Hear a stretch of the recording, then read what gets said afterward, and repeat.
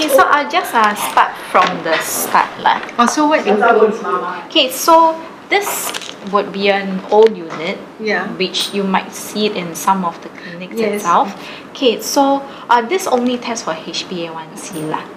Okay, so the main products or the main accessories that you would see would be the analyzer itself, and then all the test kits will also come with a code chip. This is disposable. The test kits are all disposable. Oh, okay. Yeah. Okay, so it's all for one-time use lah. Wow. So for the test kit itself, it will all come with a code chip, same like a blood glucose meter. So you just need to insert it at the side. Okay. So the chip will be here lah. And that's about it. So you just on it. So it goes by battery operated lah, by 4 AA batteries. Okay, so that's about it lah. So but always do check that the code chip is correct for the test strip itself, because most of the time I'm not so sure whether the clinicians will remember to change it or not. Yeah, so it's best to double check. So all our test strips itself is individually packed. Okay, so do let me share with you it. So our product itself comes with the test strips, the extraction buffer. We do have extraction buffer, and we have got this check strips. So check strip is just for clinicians or the clinic to perform monthly calibration if they see it as necessary lah. It will also be best to recalibrate it if the machine has been dropped before, or if a new box of test kit is being used, or whenever the clinician finds that the readings does not really justify, then it will be good to do a calibration lah. So I'll just perform a quick calibration first, then we'll start with the test. Okay, so just on this. Okay, so what you need is, I'll also provide you with the user manual like, in case, because I've got extra. Okay, so for calibration wise, do press the start button and enter button both at the same time for a few seconds, just for about 3 seconds, and you will see the calibrate sign. Okay, so then insert the white one first. So you will be able to feel a small click, then you just go in by itself. For all our machines, we will also do a preventive maintenance once annually for the clinic. So do not worry about that. It will prompt you and then put in the grey one. So many steps. Then it will show okay. Okay. Okay, so calibration is done. So then you can proceed with the normal test. Yeah, actually I wanted to ask the calibration, it's every single time we have to use the new one or what? No, this is reusable. Like forever will be that one. Yeah, there's no expiry date for this. Okay, so in the packaging itself, it will come with a test strip.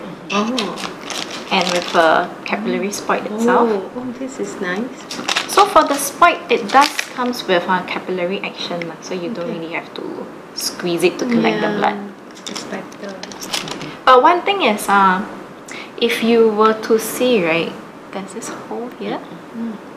Okay, so there's a hole on the spoit itself. So when you are collecting the blood, do not cover the hole. So just collect it, and then the blood sample will be sucked up automatically by the capillary action. So then when you need to mix it with the extraction buffer, cover the hole then. Then press and hold to aspirate to mix up the blood sample. Okay, so we will just proceed.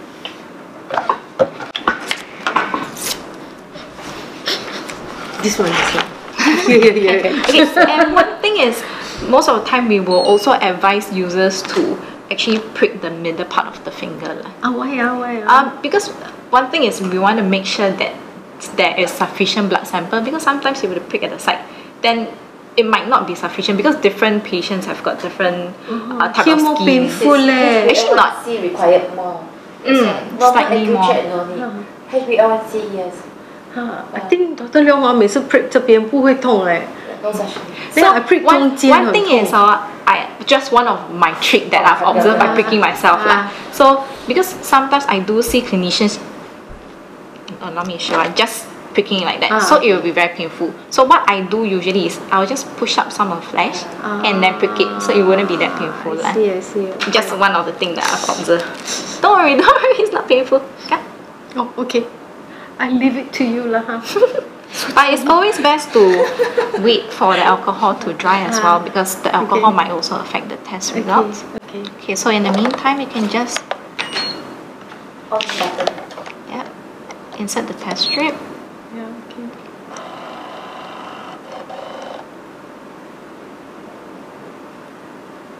Don't worry, it'll be over soon.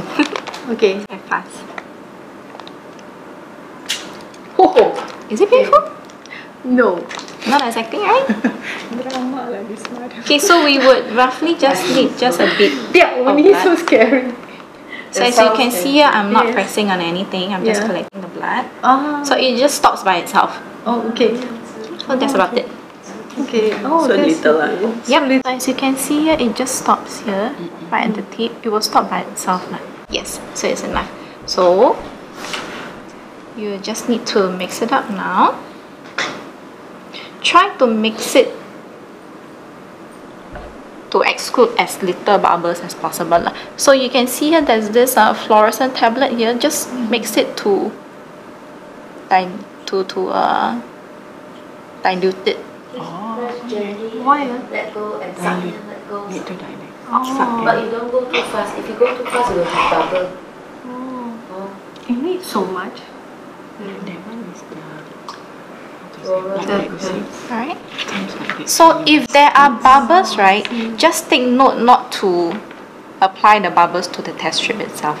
I see. Okay, so we just apply it directly.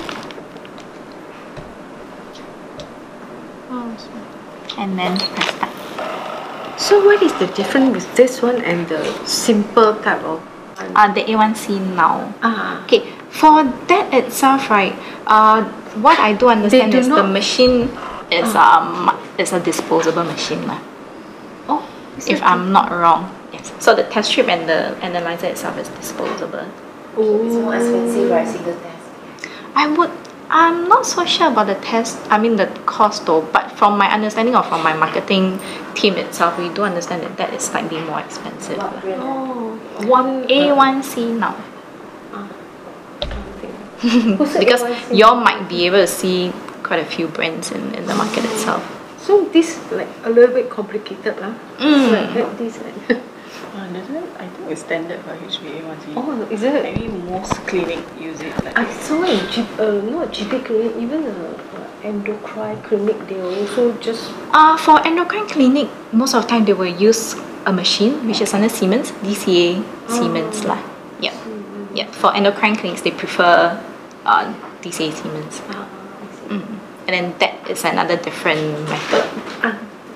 I do remember they used that one, the mix. So that's why I'm a little bit confused. Yeah, because this is quite an old model, so then not a lot of users. Because our company is relatively new as well, so we do not have a lot of users who are using this.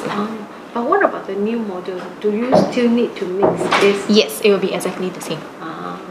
Okay. Just that for the newer model itself, okay, so right now in the market in general, right, if you are looking at HbA1c test analyzer, different models can only test for HbA1c itself. But we do have another different product whereby it is a fluorescent immunoassay analyzer, and it not only tests for HbA1c, it can also be tested for a wide range of diseases, which commonly in GPs you might see influenza, RSV, strep A, HbA1c, and dengue. So that's why we're not selling this anymore. So this is the new one you are saying, you're talking about. But the steps for HbA1c will be the same. I see. Okay. Just that the technology itself is also different, so this will be much more accurate as well. You will need to wait for 3 minutes. Okay. So another thing would be, because just now I've mentioned to you all, do take care not to apply the bubbles on the test strip itself. Because one reason is that, but because for our machine itself, it goes by the reflection of the LED light in order to detect the concentration of the HbA1c itself. So if there is a bubble on the test strip, so then there will be a refraction. So in a way, the test results will be different, or it will be inaccurate from there. So it's best to exclude all the bubbles. Okay. Because sometimes I do also see some new users whereby they don't really know how to mix it properly, so they like trying to squeeze very hard, so it creates a lot of bubbles. So when there's a lot of bubbles, right, there will also be a chance whereby there will be insufficient samples. Oh, okay. Okay, so your result is out. So it will be 6.3%. Alamak. 6.3 It's still normal, but on the slightly high side. It's still normal? I thought Actually, it's pre-diabetic. Huh? Pre-diabetic. She is diabetic people. Oh, you are. So yeah, actually then it's controlled quite good. Yeah, because this is pre-diabetic range. Oh. So the interpretation would normally be 4 to 6 is non-diabetic lah. So 6 to 7 will be pre-diabetics. 6 to 7 is pre-diabetic. And then 8 onwards will be diabetic. Like what she said is correct. Yeah. So that's about it. So you just pull this out and discard it accordingly. Oh, so It's very easy. how much will it cost? And how many free strip will be given? Usually come with it. Then every strip, how much will it be? Okay, so for clinicians, right, each different clinics has got their own different price lah, because it goes by the usage volume as well. So it's a bit hard for us to share. Oh yeah. Or you can connect the printer. Yes, it can be to a thermal printer. So how is the report? They will print out the report. Yes, it will print out the test result. Oh, And then the range, like they will show you the normal range, the pre-diabetic range, and the but diabetic range. but you can't Can't type in the patient's name. No, not for this. That's why for our new machine itself, we've been pushing our new machine. So for our new machine, there will be more patient to samples and test result traceability, because you can input the patient's particulars. So the memory card, no, There is memory inside, so there's inbuilt memory. inbuilt memory. Can we like trace back the results from the previous? Yes, can. Oh, Can be done. How many patients can you store? If I'm not wrong, it will be 200. 200. So actually we have to export out and make it. But is it necessary? Because most of the time, I do understand for clinicians, they just write it on the report itself. Yeah.